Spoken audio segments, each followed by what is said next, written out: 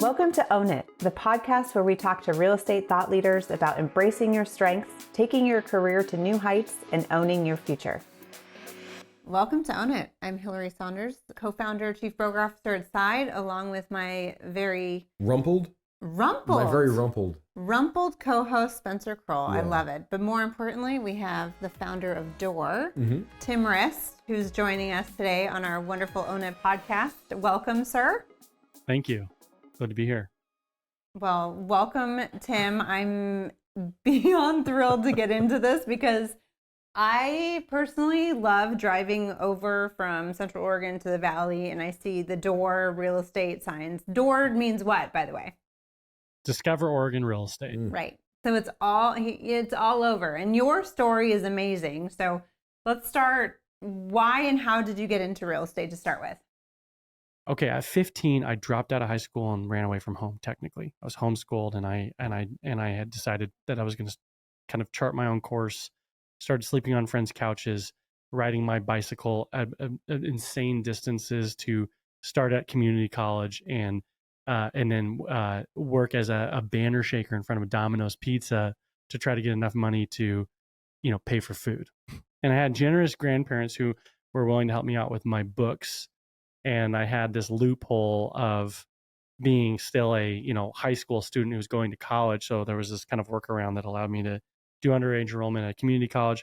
So when I was 16, I graduated with an associate's degree and a high school diploma simultaneously when I was 16. That was the big hack that allowed me to kind of start my career earlier in other avenues.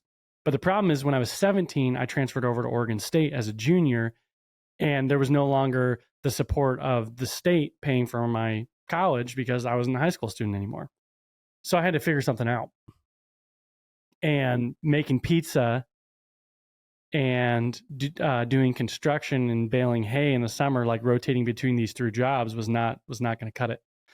So there was an internship that allowed me basically to start my own painting business. Some people have probably heard of College Works Painting, and a lot of people push it off as this scam that shook down college students to work a bunch of hours and not make a bunch of money. But for me, it was like one of the greatest things that ever happened to me, because it was an opportunity for me to learn how to operate a business and to scale my income and not have a lid. And so my first year at 17, same story. I was too young to actually paint for the business, so I had to learn how to manage. So I hired my older brothers, I hired my friends, and I knocked on doors. I knocked on doors in the worst economy since the Great Depression, 2009. Every other door had a sticker on it for foreclosure, and I was selling overpriced paint jobs. But I was selling them on the merit that we were going to offer great service and we were going to do great prep work, and it was going to be high markup. It was going to be middle to high range on price, but we were going to give them an experience, and we were going to give them something that hopefully would add the value of the home. So that was kind of my initial introduction to like, oh, there's this whole industry that's ancillary to real estate. And I grew that. At 17, I had, 3 crews. We painted like 34 houses. It was about $114,000 of business I did as a college student. And then the company that had kind of coached me on that brought me back to basically recruit other students and teach them how to do the same thing. So I recruited 30 students, grew that to a $500,000 branch. And then my senior year, I did this all as a college student. My senior year, we did about $750,000 in business, and I was managing over 100 employees as a 19-year-old. So that was like my introduction to the part of the problem with that too is I thought, if anyone's ever had a little bit of hubris born of success, that was absolutely me at 19. I thought I was indestructible. I was working 100 hours, 120 hours a week, sleeping in my car, waking up on job sites. And not only was I selling and teaching sales, but I was also like running paint trainings and showing up on job sites and painting, like setting insane paces for how much you can get done in 2 hours, and then moving the job site and next job site, and was on this animalistic pace that resulted in a broken back and a herniated disc that I just continued to work through and didn't actually address.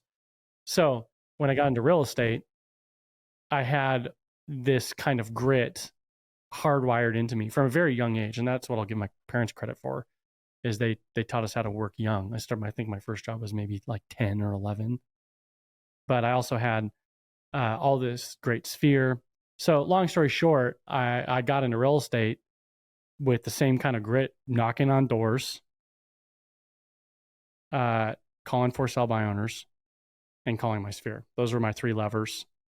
And it was for sell by owners that was actually the linchpin for me that expedited my business growth. So Hillary considers FSBO a 4-letter word. What do you say it stands for?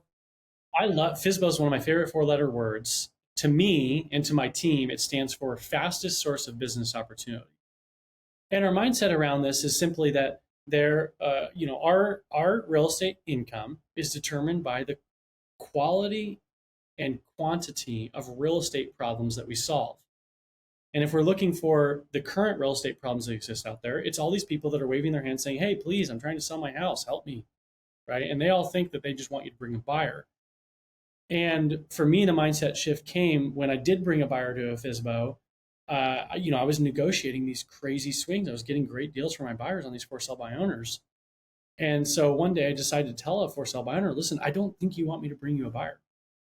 Because of how I negotiate for my clients, if I'm bringing the buyer, I'm working for the buyer, which means if I'm representing the fiduciary interests of my buyer, I'm a bulldog for my buyer. I'm a bulldog for my clients. I don't think that you want to come against Bulldog Tim Rist. I think you want Bulldog Tim Rist in your corner. And I really think that you're actually going to net more money in the end. Even after my commissions, if we work together, can I show you how? Can I show you how that might be possible? And so then FSBO's just turned into a consultative conversation around, here's 3 scenarios. Scenario number 1, keep doing what you're doing, right? You can sell it, maybe you'll sell it yourself, or if you're like more for sell by owners, you're going to actually end up listing with an agent. And then you're going to go scenario 2 or 3. But let's say you do succeed. You're probably going to end up passing the savings that you think you're saving onto the buyer, because what's the buyer going to expect when they purchase your home? That they're going to get a better deal. Right. And I have a series of scenarios and a process that we would create to illustrate that, a story we'd share with them, which would be as simple as pointing something out in their house, like maybe it's the watch that they're wearing, or it's the TV on the wall, and say, hey, if you saw that TV in a garage sale, would you pay full price? Absolutely not. If you go to Best Buy, are you going to pay full price? Probably. Why? Because it's retail salesperson involved. So tell me, as a for sale by owner, are you at Best Buy or are you in the garage sale? That's so genius. Beautiful. I love that. I love it. That's amazing. And I compliment them on their home and help them understand how silly it was for them to put this most valuable asset of their lives in the garage sale of real estate sales. And then I'd go through the scenario of like, well, you can also just hire the average agent. And then I would shoot that down as an option too, because they hate the average agent most of the time, right? They've either had a bad experience. That's why they went to FSBO to start with. Yeah, exactly. So I'd say, hey, you could go with the average agent, but we don't think that's a good solution for you either, because you're just going to pay 6%. Someone's going to do the 3Ps of real estate. They're going to put a sign in the yard. They're going to put it on the MLS, and then they're going to pray that someone else is going to come along and sell it. And I've got no problem with prayer, but the other scenario is that they'll do the worst of the 3Ps, which is they'll just peace out and you'll never hear from them.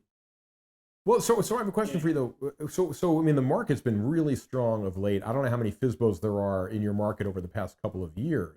Are you seeing more FSBOs coming up now, or have you had a continuous string of FSBOs? No, so FSBOs for me was the ramp up, right? So that was like year 1, year 2, year 3. It was a lot of for sale by owners, a lot of door knocking, a lot of cold calling. And then by the time I had built a client base of like 100 past clients, our business switched to pretty much 90% repeat and referral business. And that's what it was pretty much all the way into going into the pandemic. And it has now recently switched back. We've kind of offset that to going back and attacking these lead sources because there's a lot more for sale owners that are having problems. They're having issues selling homes in our market. You have a very cool, unique, call it law of attraction, I think, to some properties that you list. They have stories, they have historic people involved, they are unconventional by all means, and the average agent would, in my opinion, look at them and say, that is way too complicated. I don't want to touch it because it's going to sit on the market. But you have this knack for identifying those properties and figuring out a very unique way of marketing them. Can you share a couple? Because I think this is really fascinating. Yeah, absolutely. I love talking about this because it goes back to what I had said before, which is our income is determined by the quantity and the size of real estate problems we solve. So if that's true, then it would make sense. Hey, you want to scale your income, find more problems and find bigger problems. So I guess you could say I have a knack for attracting really big real estate problems. Or opportunities. Okay, here's an example. So, and I'll credit this one to the side network. So it's not necessarily that this particular deal was a referral from a side agent who was friends with a gal who had gotten murdered by her husband. And then the husband laid down next to her in the home and killed himself.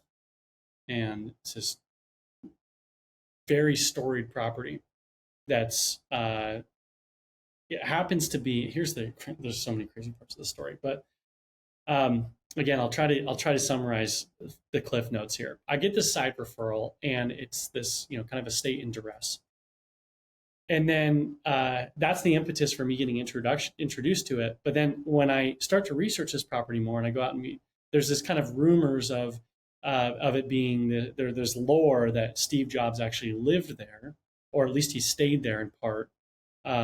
And not only did he stay there, he worked there. And specifically, he worked on the apple farm that used to be the main industry of this property.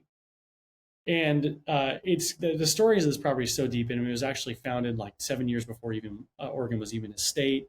There was a structure, elements to structure still standing on that property that went back to the 1860s. And not only that, but my family all lives here in the state, and my family actually had history on this property because my aunt was a tenant of the guy who used to own this property.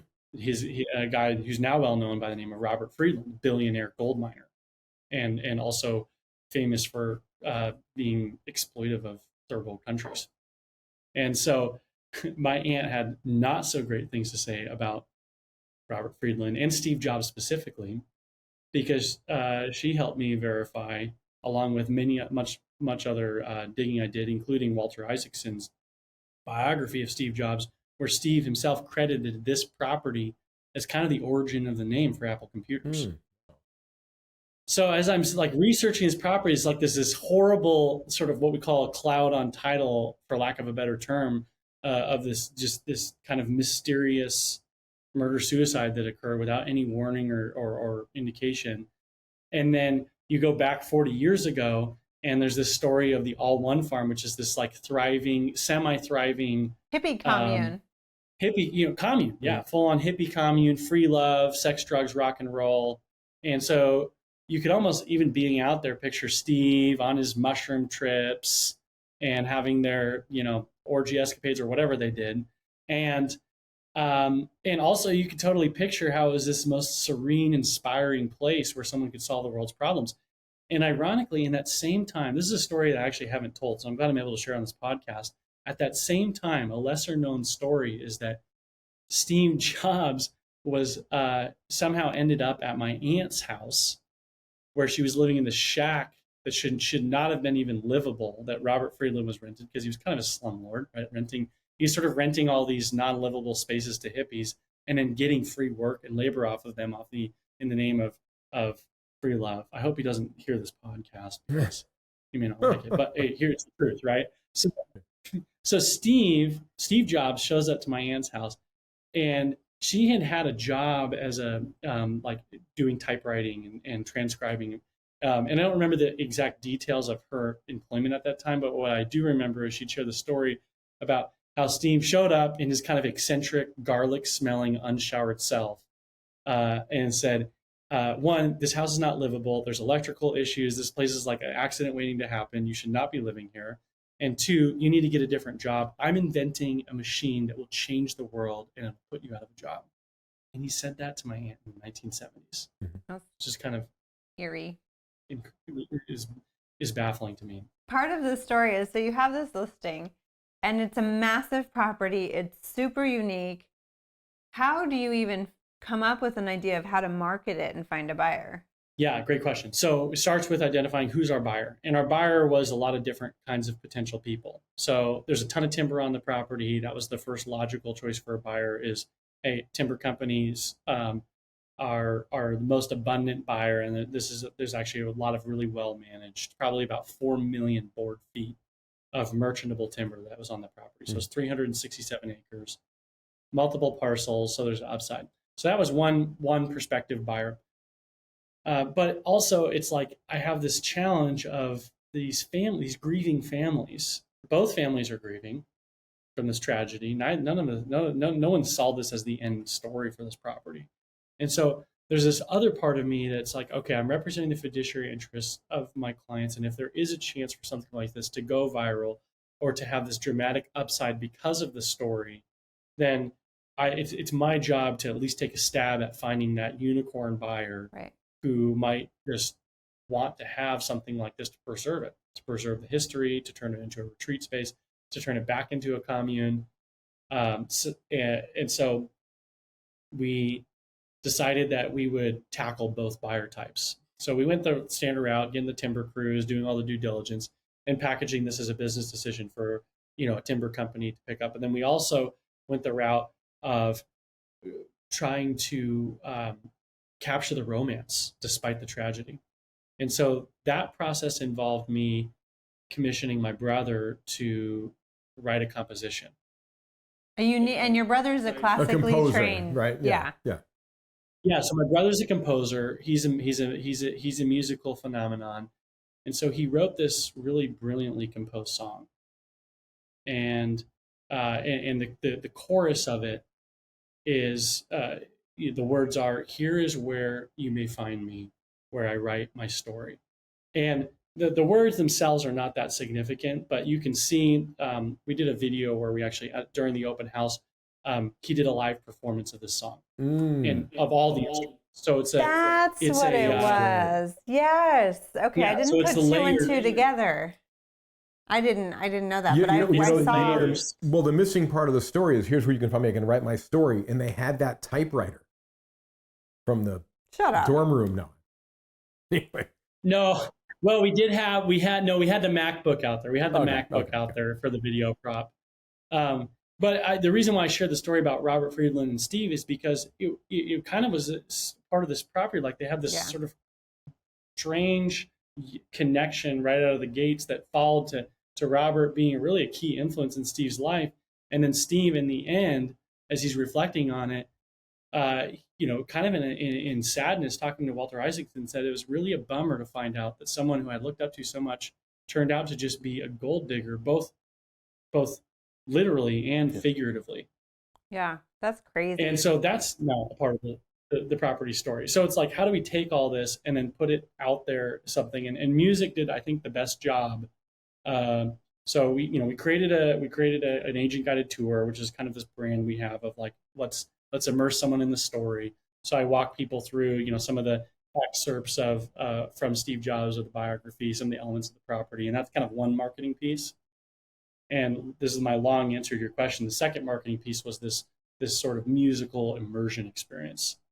And we put both out there, sort of a right brain focused and a left brain focused attempt to try to cast as wide of a net as possible, because there might be 5 different buyer pools. And we threw the net out there, and then we got 5 offers, got beat up in negotiations, went through, and finally ended up getting it sold for more than what the seller thought.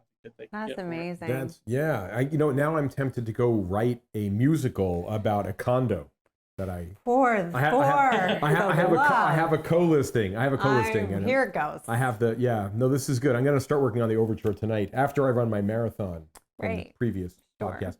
An interesting thing, and by the way, I'll just tell you this when we're done with the podcast, but I also have a Steve Jobs connection, and he yelled at me once, but that's a whole other story. Oh, wow. Yeah, I'll tell that after the podcast. I don't need to get sued. I'll let you do that. So how does this experience inform how you sell your homes now?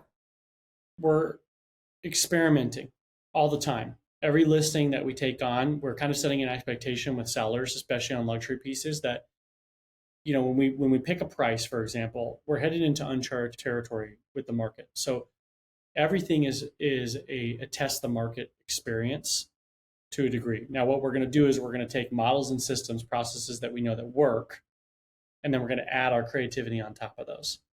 And so those are the two elements that we're putting together when we create a marketing plan. Is we have our baseline, our systems, standards, and processes, our 7P approach, and then the magic is the creativity that we insert on top of that. And I think that for our sellers, they understand that the video marketing, it's multi-purpose. So I'll go back in time to really my first grand exploration, which was my own home sale.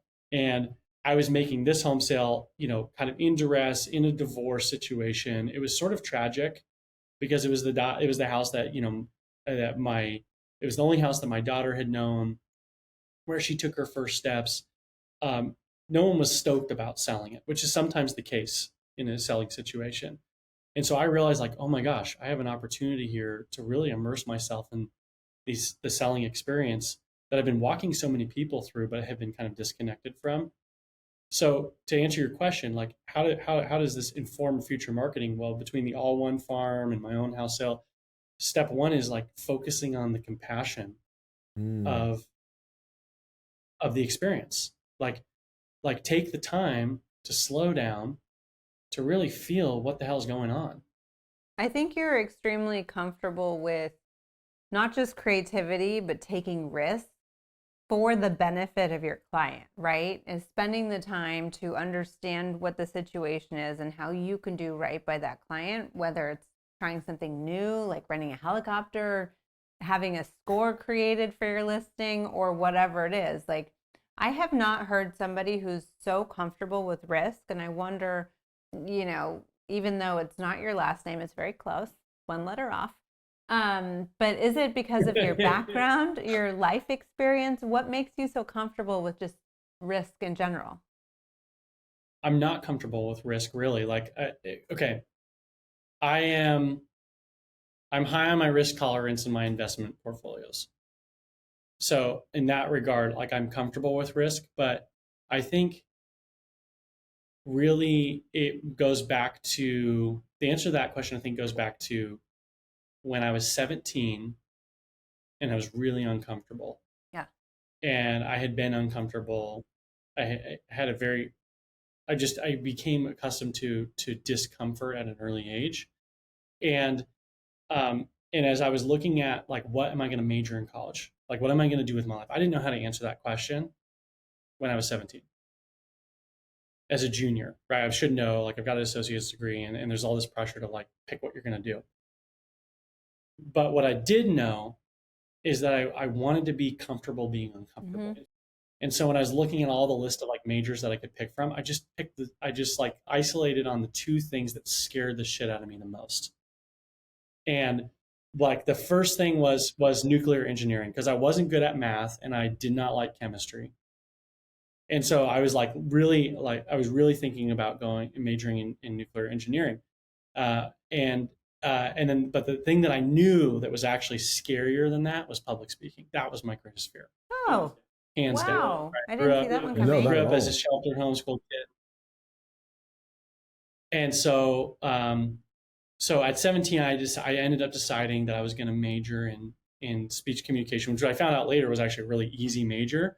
But I picked to focus on public speaking because it scared the snot out of me.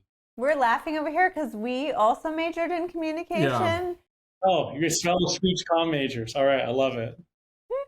I was like the 17-year-old helping athletes with their papers, right? Like, that was my identity in college. And by the way, I was gonna bet it was gonna be like nuclear physics or whatever you just said. And the other thing I was gonna think was like 17th century French literature. That would frighten the hell out of me. So, all right, I'm just gonna ask you. I mean, God, there's so much to unpack here. Right. And you know, if you watch the podcast and you see who we've had on, we've had people in, you know, button-up suits and in glitter, and someone else in a hoodie, and someone like we have all these people that show up. And one of the big things is that they are their authentic self. Mm-hmm. What do you see going on for you in the next 5 years or so? The answer to that is two-part. One, I have to catch up one more history piece, which was after all of this real estate success that I had in my 20s, I went through this intense phase of disillusionment. And I'll be vulnerable here for a moment. There's a family that I referenced who had got me into real estate, and the person that was like the most pivotal person in my world, who is a friend that went all the way back to childhood, who was my script partner when I started. He was the one that taught me how to call FSBOs. He was the one who gave me that initial confidence as a 21-year-old, that I could go out and I could, if I said the right things, I could get in front of people and I could add value and I could list properties and I can actually really help them. And it was a fellow young agent, and I found out just about a month after I made one of the hardest decisions in my life, filing for a divorce after 7 years of marriage, that the individual who had gotten me into the business and who was my original coach had taken his life. Oh, Jesus. I'm And sorry. I want to be real and share this, one, because I went through such a deep depression, such a disillusionment. I went from selling 160 homes the previous year to selling 12 homes via referral that year. I mean, I dropped off the map. People wondered if I was still in the business, and I really wasn't. I was checked out. I was so disillusioned. I flew the plane into the ground, and I honestly was not sure that I was going to come back. I was not sure that I was going to return to real estate. And kind of, I had to go through this really gut-wrenching, impoverishing, soul-searching journey that included these elements of like taking 1,000-mile motorcycle trip by myself, hiking down to the deepest cave I could find in the Oregon caves, down to where the ceiling and the floor were so close together that I had to jam my head sideways to find the cleft in the rock, to just find the deepest part of the earth where I could wail and cry and release. And it was like these just like really intense sort of find myself moments that made me realize that if I were to walk away from the real estate industry, I was going to be leaving it no better than I found it. Yep. And in some ways, maybe I was more a part of the problem than I was the solution. I was a perpetuator of the disenfranchised state that I was feeling. I was disillusioned. I was disillusioned by all the broken marriages I saw, the addiction I saw. I mean, the thing that the ugly understory of real estate they don't tell you is there's like hey, you can make 6 figures. It's great. And then underneath that is, hey, unfortunately, if we're just talking real, one of our values as a team is candor, keeping it real. And that was born out of the gut-wrenching pain of not keeping it real. And keeping it real for the sake of today's conversation involves acknowledging, hey, our business is full of depression, it's full of addiction, and it's full of divorce. And all those things suck. They suck for us, they suck for our kids. And so when I thought about, one, did I really help solve anything in my 20s as a real estate agent? Sure, I created some great incomes for people, for myself. We invested in properties, but in the end, was it really a lasting impact? The answer was no. The answer was no. And so I knew I had to come back. And I knew I had to come back, and I couldn't just come back half-ass. I had to give it my soul.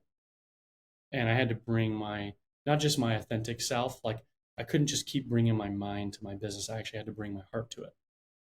And that's what has shown up in our marketing and and how we approach the business. Is I just decided that it wasn't going to be about me learning the right things to say or having the right information to share. It was client's going to hire me, they're going to get my heart. They're going to get my heart and soul in the process. And an agent's going to join our team, and they're going to get my heart. They're going to get my commitment to them and to their family and to their future. And so in the next 5 years, I intend for my participation in the industry to change the way the industry is done for the better. And I have some measurables of what I hope for that to look like, but that's kind of the overarching statement of my hope. I think the passion and dedication and authenticity of that screams through the audio, through the video, and everything. And I kind of want to just end it on this such heart-wrenching but positive note And I do want to have a follow-up with you because I know there's lots to unpack, and Spencer and I, I think I can see the wheels turning, and not just my head, but Spencer's, I can hear them actually. I have less hair. It's easier to see in my head. Yeah. But Tim, DORE is just on the precipice. I mean, you guys are going to shoot for the moon, and you're going to be up there with the best of the best because your passion and your leadership are just amazing. And I want to thank you for your time and your honesty and your candor because it moves mountains. Mm-hmm. It really does. Thank you. Yeah, it's an honor to be on. Thank you guys for interviewing me. Of course, our pleasure. And I do want to give you a shout out because I think you have a podcast and some amazing social channels that I'd love for you to give yourself a plug. Sure. Yeah. In fact, I think we're interviewing Guy Gal next week. So DORE is the case study. And I'll end with this. I'm going to give you a little plug to understand this logo what I love about Side being partner with Side is that there's this shared experience that we have with fellow founders, which is we all went through kind of what I call the Marines of business launching, right? It's like this boot camp where now, because we've had this experience, we've made it through it, we all have this like shared rite of passage. So you'll recognize the mountain range here. This is the Three Sisters. This is the mountain range that's the tattoo on my back. Where you live. Yeah, exactly. You got it on your back. And I've been climbing mountains and hiking in the Cascades since I was young. But the logo is actually represents kind of the whole state. So the Three Sisters in the middle, below the bill is this sort of flat eastern Oregon. And then as you travel through the valley, it's this space between what you can't see between the mountains and the start of the blue, which is the ocean. And then above the ocean is the sun setting, but it's also the seasons: winter, spring, summer, fall. And what I love about our state is when it's like these 4 different climate zones that you can travel to. Here in the valley, you can be within a 2.5-hour drive, you can be in 4 different worlds. And then depending on season, it's also every season, each one changes. And so for me, like the passion of real estate is like this amazing privilege we get to introduce people to a state, to a place to live that I love. But the big news, and I'll talk about the podcast as we close here, is just that for DORE, the goal of this little arrow here is to be a bracket, because our long-term plan is to be able to drop this brand into anywhere on the planet. So Discover Real Estate is our big vision. And Oregon's just the first state we plugged into the space right there. And it just happened to fit. It was an O, and it's like, well, DORE sounds cool, so we'll stick with that. And so our podcast is in the process of evolving to just be Discover Real Estate in general. We're having real estate conversations like this, talking about, hey, how do we build a real estate business? How you build a real estate empire? Our mission is to facilitate the discovery of community, legacy, and adventure through real estate. And so hopefully our podcast will get to be an expression of that, talking about, hey, how do we find our people? How do we find our place in real estate? How do we build legacy through real estate? Great investing. We've got some great guests on there talking about investing and talking about building wealth. And then adventure is like, what are the cool places that we're going to discover? So I'll put a plug in for next week's episode. We'll be Guy Gal, and we'll do it live. So hopefully it's good. And then 2 weeks after that, we're going to be tuning in from Japan.